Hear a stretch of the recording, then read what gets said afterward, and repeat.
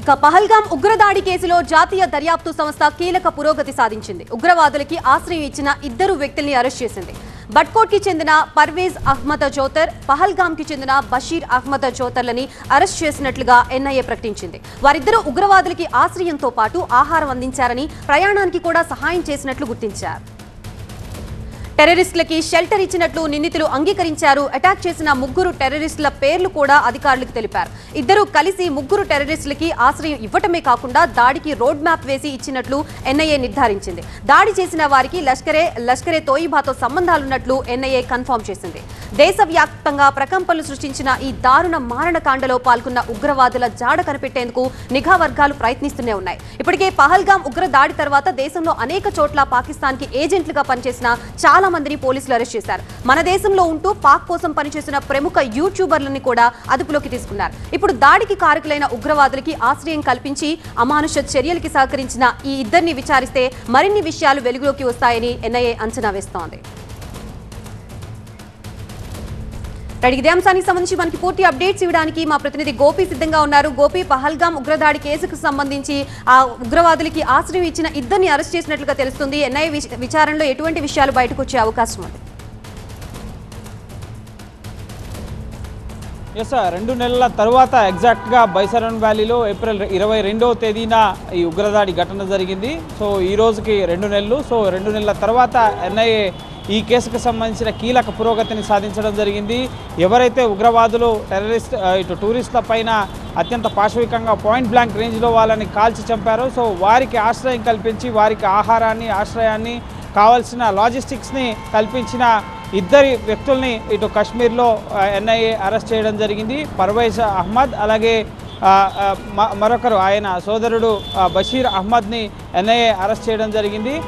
ఇటు చట్ట వ్యతిరేక కార్యకలాపాల నిరోధక చట్టం 1967 సెక్షన్ 19 కింద ఇద్దరిని కూడా అదుపులోకి తీసుకోవడం జరిగింది.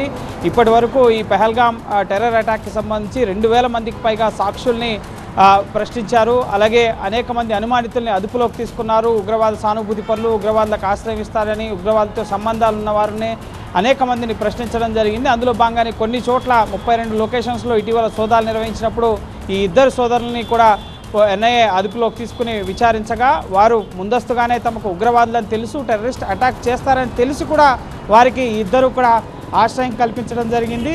ముఖ్యంగా హిల్మౌంట్ ప్రాంతంలో ఒక గుడిసెలో ఆ ముగ్గురు ఉగ్రవాదులు కూడా లష్కరే తోయిబాకి సంబంధించి పనిచేసే ఉగ్రవాదులు, పాకిస్తాన్ జాతీయులు అన్న విషయాన్ని కూడా ఇటు ఎన్ఐఏకి ఈ ఇద్దరు నిందితులు కూడా తెలియపరచడం జరిగింది. ఇంకా కేసుకు సంబంధించి పూర్తి ఇన్వెస్టిగేషన్ డీటెయిల్స్ ఎన్ఐఏ వెల్లడించలేదు. కేవలం ఆ ఇద్దరిని ఎవరైతే ఉగ్రవాదులకి ఆశ్రయం, ఆహారం, అలాగే లాజిస్టిక్స్ సదుపాయాలు కల్పించారో వారిని అరెస్ట్ చేశాం. సో కేసు దర్యాప్తు పురోగతిలో ఉందన్న విషయాలు మాత్రమే ఎన్ఐఏ వెల్లడించడం జరిగింది. సో రానున్న రోజుల్లో ఈ ఇద్దరు అసలు ఏ విధంగా బోర్డర్ దాటి పాకిస్తాన్ జాతీయులు భారత్లోకి ఎంటర్ అయ్యారు, వారికి ఎన్ని రోజుల పాటు వీళ్ళు షెల్టర్ ఇచ్చారు, అలాగే ఎక్కడెక్కడ రెక్కీలు నిర్వహించారు, ఎటువంటి ప్లాన్స్తో వాళ్ళు వచ్చారు, వీళ్ళకి ఎందుకు వీరు ఇద్దరు కూడా సహకరించాల్సి వచ్చింది, సో వీటన్నిటి కోణంలో కూడా వీళ్ళకి ఏమైనా డబ్బు చూపారా, బెదిరించారా, లేక వీళ్ళు కూడా ఉగ్రవాద సంస్థలో చేరాలనుకున్నారు. సో అనేక కోణాల్లో ఎన్ఐఏ వీరిని ప్రశ్నించబోతోంది. ఇప్పటికే ఎన్ఐఏ ముఖ్యంగా ఉగ్రవాద సానుభూతి పరులని అదుపులోకి తీసుకుంది. గతంలో అనేక టెర్రరిస్ట్ యాక్టివిటీస్లో పాల్గొన్న వారిని కూడా